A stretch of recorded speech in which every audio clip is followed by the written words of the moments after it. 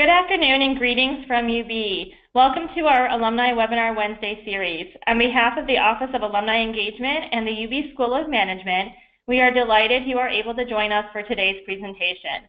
My name is Christy Fields and I oversee the Alumni Career Services program here at UB.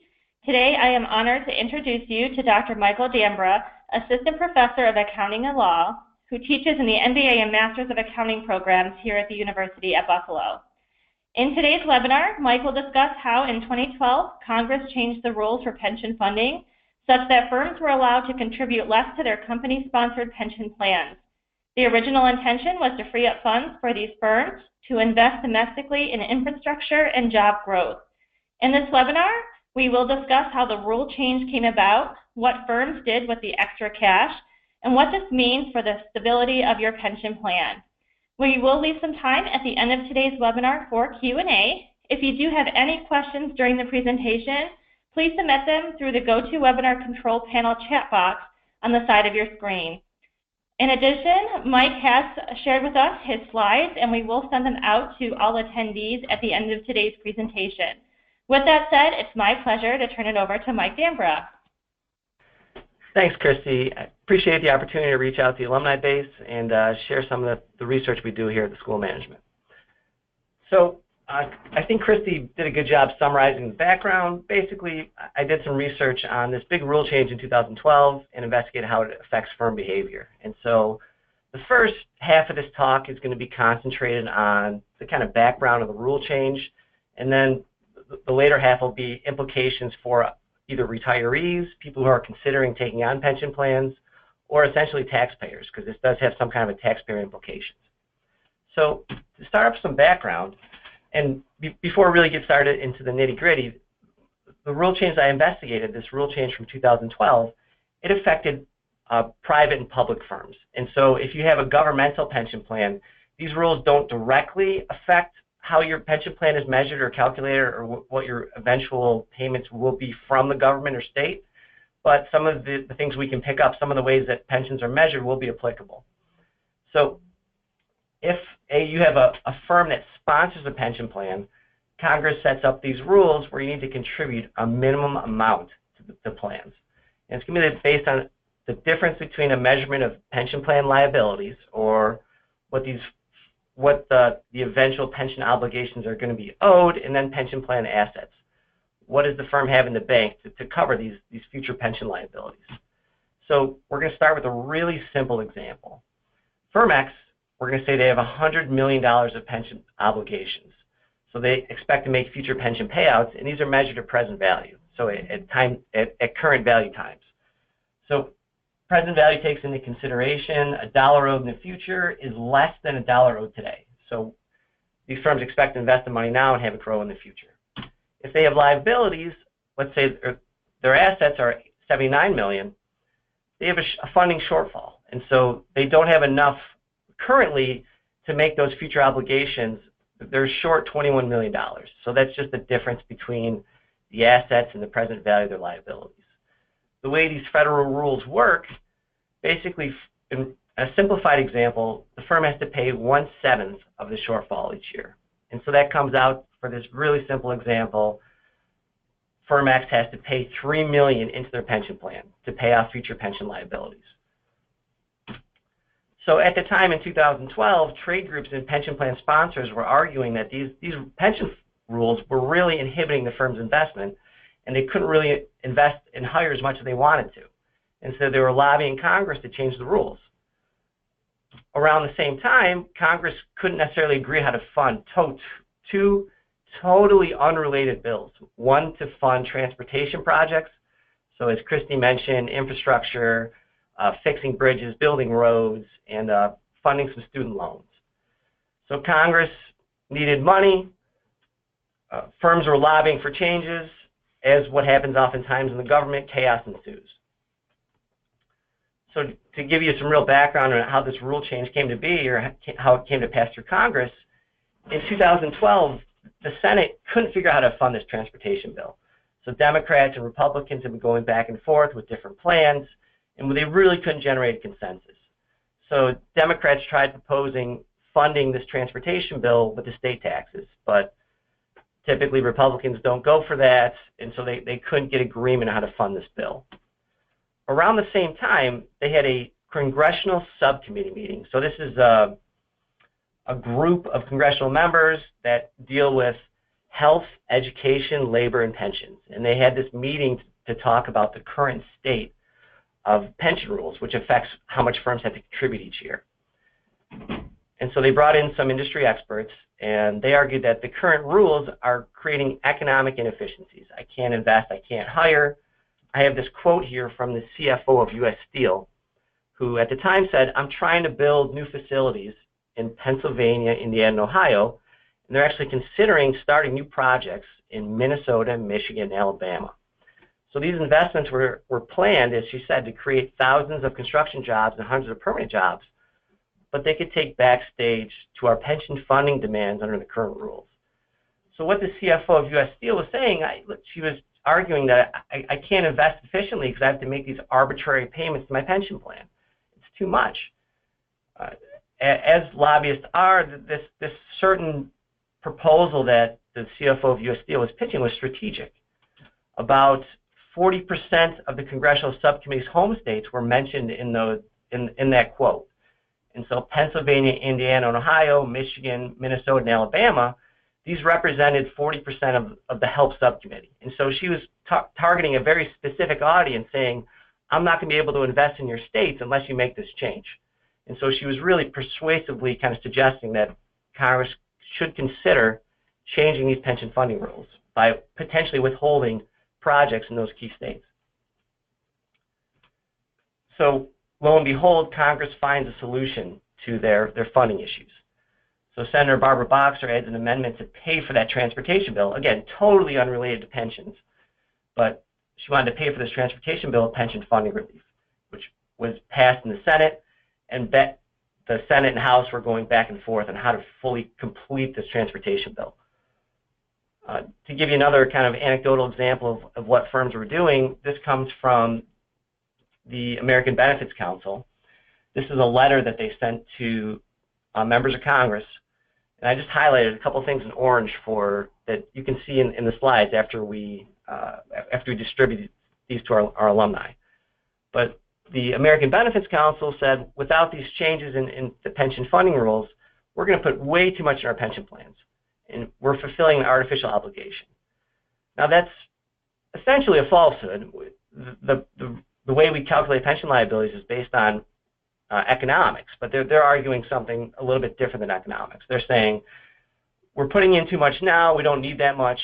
These pension contributions will impact a wide range of organizations, and so they're arguing that our companies aren't going to be able to hire or invest, and then these poor charities won't be able to complete their charitable missions, which is crazy. But this is the way that the ABC decided to lobby. So they argued for pension reform after they sent this letter, after the House and the Senate got together and discussed ways to fund this transportation bill. Congress ended up approving this bill in about midway through 2012. And they paid for the transportation bill and an additional student loan bill. One of the offsets was pension funding relief. So how does this work? So we have this transportation bill, we have the student loan bill.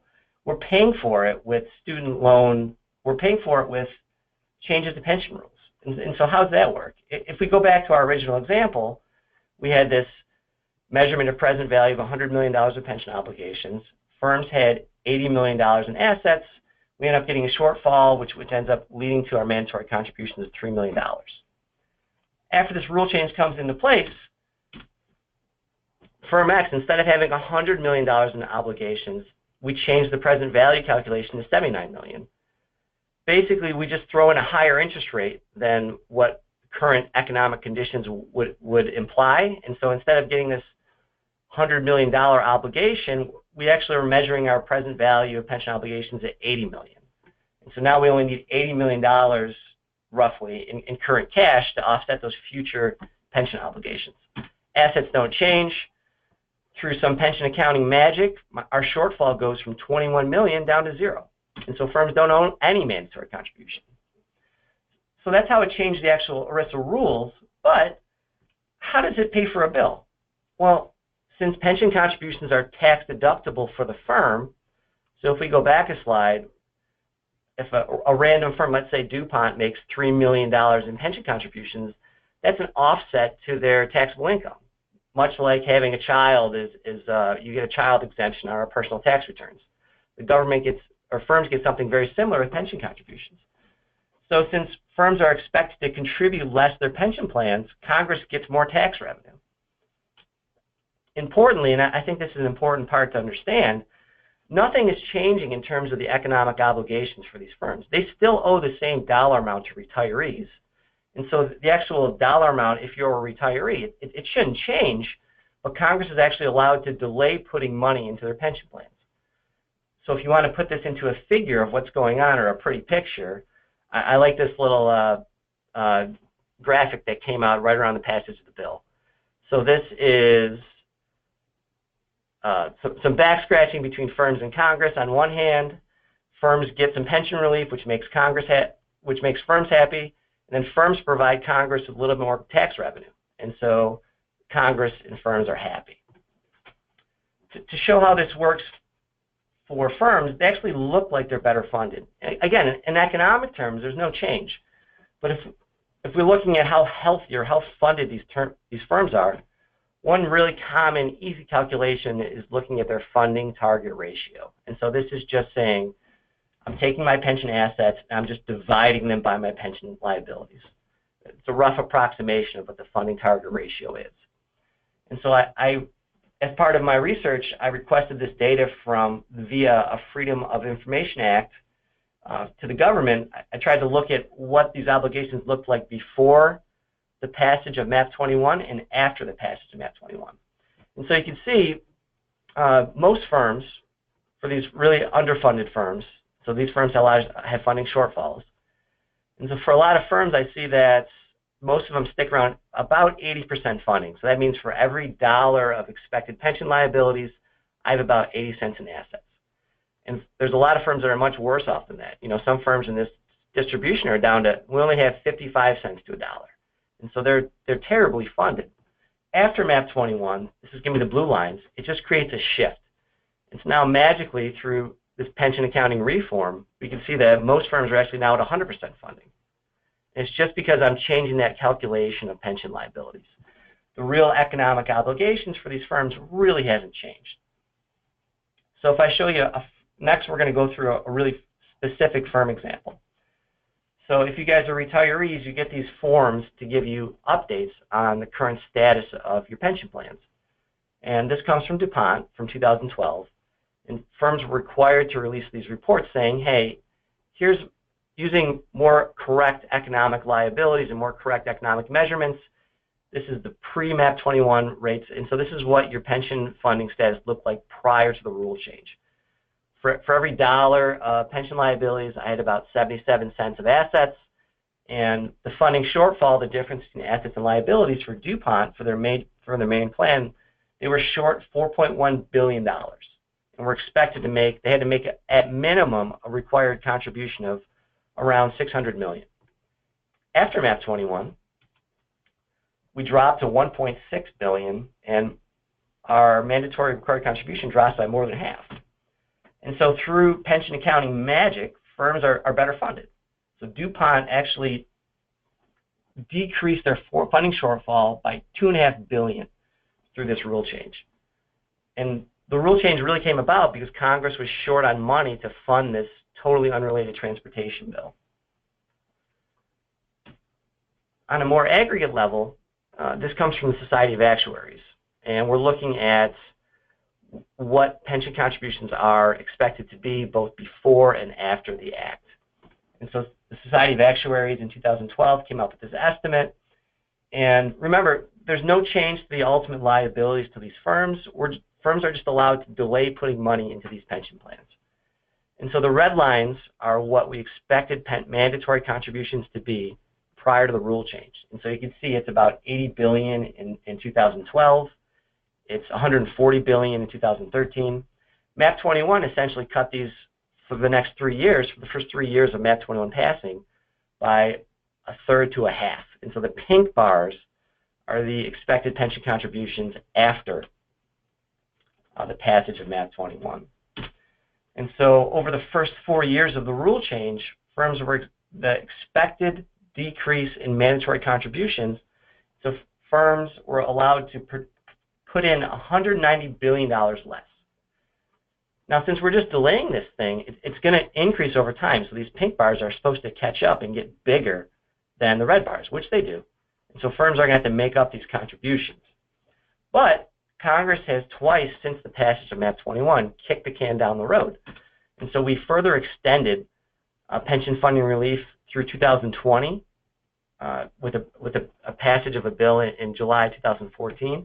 And again, we extended it in 2015. And so now these expected pension contributions are going to be depressed below what economics would assume up through 2023. So that gives you some background on how the rule change came about and how it affected firms. My research in particular, I kind of followed the money. So what do firms do with the pension funding relief?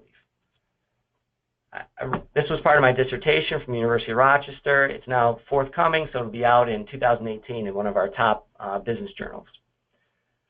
But first, I look at how shareholders responded. So I collected data from the Department of Labor to quantify how much pension funding relief each individual firm had. And so I'm looking at their pension shortfalls or the changes in their mandatory contributions both before and after this rule change.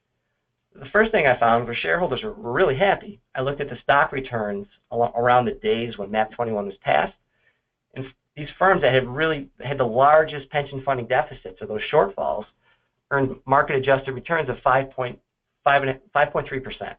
So shareholders responded favorably that we don't have to contribute as much to our pension plans. Next, and the kind of crux of my paper, I followed the money and investigated how each firm's investment and financing policies changed after MAP 21.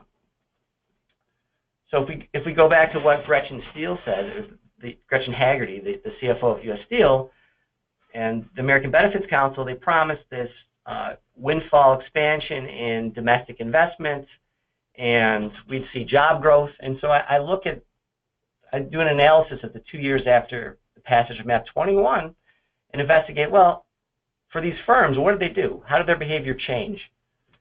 I find little to no evidence that the firms used any of this pension funding relief for capital expenditures. So they're not investing in infrastructure. They're not investing in R&D. I don't find any evidence of cash acquisitions or working capital. I don't find any changes to employment. So what changed? We have a big change in mandatory contributions. What do firms do with it? I found that most of the pension funding relief was used to increase shareholder payouts, and it was held as liquid cash on firms' balance sheets. So in reality, this is almost like wealth transfer. So we have money that was earmarked for retirees. We make this so firms get some flexibility in their pension funding rules, and I see an increase in stock repurchases, and firms use this money to bolster cash on their balance sheets. So of the roughly $145 billion decline in the 2 years after the passage of MAP 21, I find about $40 billion was used to increase stock repurchases, and the rest was used to bolster cash on the firm's balance sheet. It came up about $52 billion. So those were the two biggest pieces of the change in mandatory contributions. So let's recap our stakeholders here.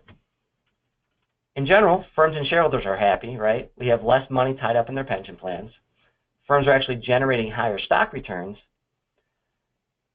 Shareholders are getting more money through shareholder payouts, so I see an increase in stock repurchases, and they have stronger balance sheets. So in the emoji world, right, we have a big smiley face. Firms and shareholders are happy after the passage of MAP 21. What about Congress? They're mostly happy, right? They paid for their transportation and student loan bill. They were projected, at least under the CBO rules, to receive more taxes, but they didn't get that uptick in domestic investment or employment that they had hoped for through the bill. But mostly happy, we'll give them a smaller smiley face emoticon. But transitioning to the second part of our talk, I want to get into what about retirees or taxpayers? How does this affect us either as U.S. citizens or as stakeholders in these big pension plans? That's a little bit more nuanced. And so we're going to need a little bit more detail to kind of decompose how it's going to affect retirees and taxpayers. So starting off with retirees, again, there is no economic change to these firms' pension obligations. Pension plans are still underfunded. They can just defer contributing in the near term and hopefully catch up down the road.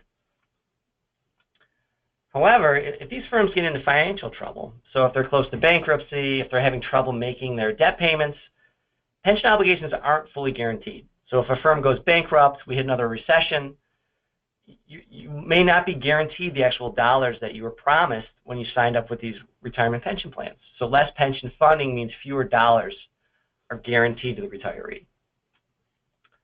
So a government organization called the Pension Benefit Guaranty Corporation, they'll guarantee part of private firm pensions, and they were kind of created when we put together these pension rules to take over when firms go bankrupt. The PBGC is supposed to take over for bankrupt pension plans and make up that difference, that funding shortfall. So for an example, let's say your firm goes bankrupt and you're 65 years old, the PBGC would guarantee you'd get payments of at least $5,370 per month, subject to different terms and conditions. But the PBGC is a backstop to the extent that these firms break down and go bankrupt. Well, this backstop only works to the extent that the PBGC remains fully funded. If this government organization is funded, firms actually have to pay a service charge to the PBGC to guarantee their programs. And one good thing about the two extensions to MAP 21, it did increase some of the service charges. So if the PBGC is there in fully funding, they can at least recover some of these shortfalls to the extent that these firms underfund their pension plans and go bankrupt. However, so the PBGC comes out with a report every year. Not only are firms underfunded, the PBGC doesn't have enough money. They just recorded a record funding shortfall of about $79 billion. And so they have higher pension obligations than they have pension assets, which is bad, right? There's two types of pension plans they take care of. Single employer, so if you have one firm, one pension plan, multi-employer, like FedEx has a multi-employer pension plan, for example. So several firms, one pension plan. The multi-employer pension plan in particular is expected to run out of money by 2025. So that's not that far away, right? That's only 8 years. So that gives the U.S. government two options. How do we fix this? One, retirement benefits might just have to stop for those participants whose plans have been taken over by the PBGC. And so that backstop might go away, especially for the multi-employer pension plan. Or, in a worst-case scenario, it might require a government bailout. You know, there might be rule changes out there that actually increase the funding through our own taxpayer dollars. And so going back to the emoji world, that would get the poop emoji, right? That's a bad situation. So what can we do as a pension plan participant? And so my role here as an academic, as a researcher, as an educator, I want to give you guys some background into kind of avoiding some of these potential worst-case scenarios. So one thing you can do is do some research on your plan's current funding status. You can read through an annual funding notice like the DuPont example. First and foremost, disregard those adjusted interest rates. That's funny money. That's using fake present values. President Trump would call that fake news. Okay, use the without adjusted interest rates. And so retirees get this annual report every year, and it typically has two columns: the post-MAP 21 rates, where everything's rosy, everything's fully funded, no shortfalls. But the real economics suggest that we have 84 cents every dollar. This is for Consolidated Edison. And so you want to look at these funding ratios to see how well funded these pension plans are. A good rule of thumb is to have at least 80% funding. That's a nice threshold.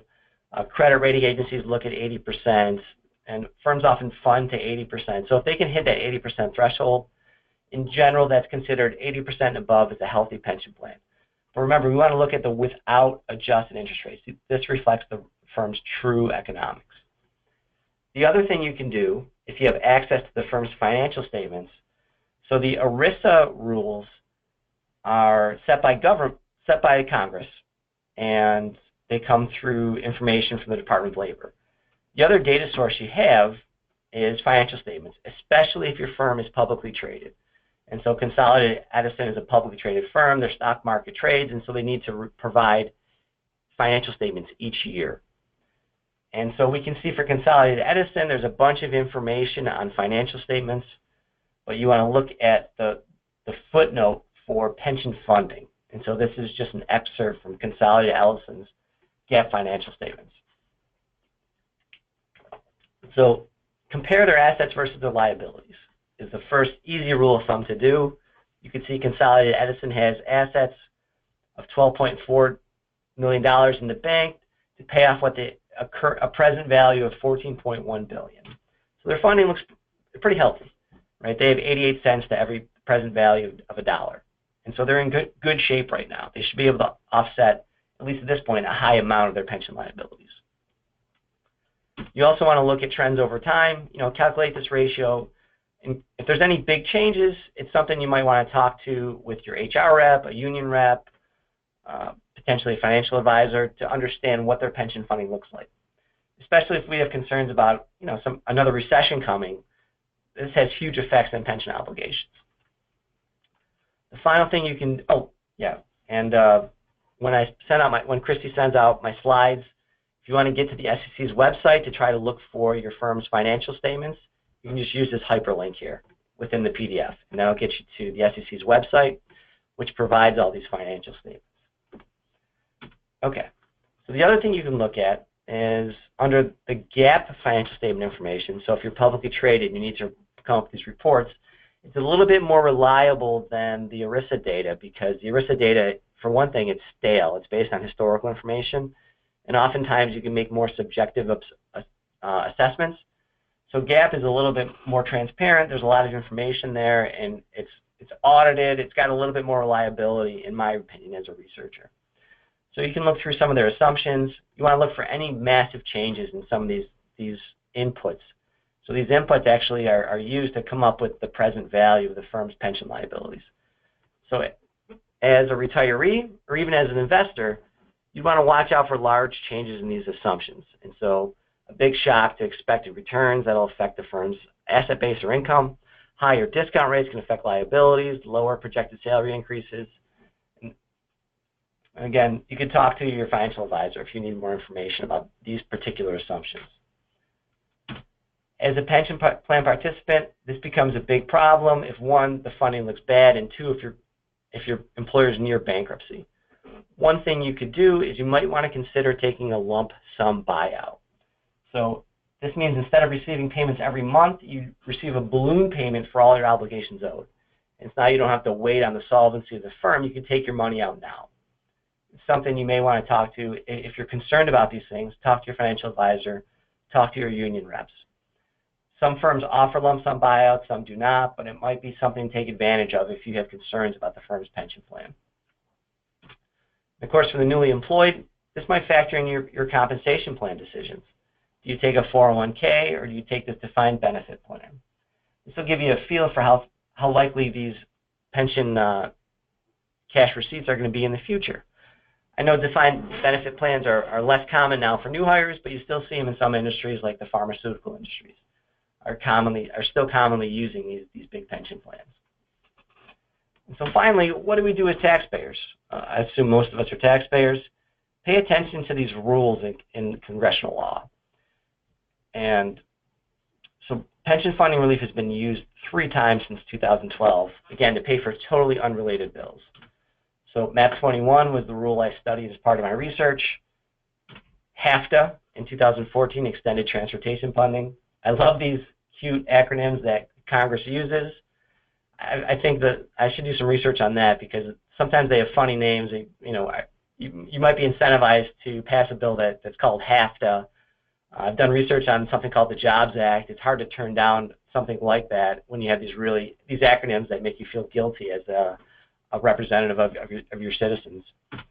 And the Bipartisan Budget Act in 2015 increased discretionary spending for Congress. So it gave them some kind of flex money.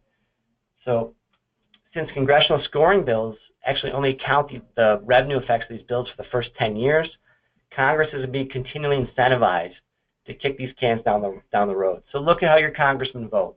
Talk to your Congress folks, especially with this the funding issues in the PBGC. That's going to come up in the next 5 to 10 years. So funding's projected to run out for multi-employer pension plans if changes aren't made. And if you have access to a congressperson or a lobbyist group, get a feel for what they plan to do with this potential shortfall for the PBGC. So that wraps up my orating part of this webinar. I hope it gave you some insight and the kind of interesting implications that MAP 21 had, the kind of the weird history of how it got passed because Congress ran out of money, and how could you affect us as either pension plan participants, retirees, or taxpayers. And with that, thanks for your time, thanks for listening, thanks for logging in, and at this point, if there are any, I'll open it up for questions. Excellent. Thank you so much, Mike. Really appreciate all this information. Great to have, and we will be sure to send out these slides. Mike has been gracious to give us a PDF version of his slides that we are going to circulate out to everyone following today's webinar. And we have recorded today's webinar as well. So we will share the archived version, and that recording should be ready within the next 24 hours. So you will receive that as well. So if there is any questions that anyone has, even after you digest this information, take it all in, please let us know. You can always email us at alumnicareers@buffalo.edu. We will work with Mike very closely to get those answers and circulate those back to you in a very timely manner. So we'll get those out to you. But just on behalf of the Office of Alumni Engagement and the School of Management, I would like to thank Mike for sharing his time, knowledge, and expertise. Very grateful for today's webinar and all the information. As I said, we have recorded it and we will distribute in the next 24 hours. In addition, save the date. We have an upcoming webinar on Wednesday, November 1st, as UB alumna France McCloskey will present on the 7th social superpowers and some research she is doing on that. The webinar will provide an overview and introduce 7 concepts which lay a foundation and provide you the tools to sharpen your social skills. Details will be shared in our follow-up communication. So with that said, thank you again for joining us and enjoy the rest of your day. Thanks, everybody. Goodbye. Thanks. Bye-bye.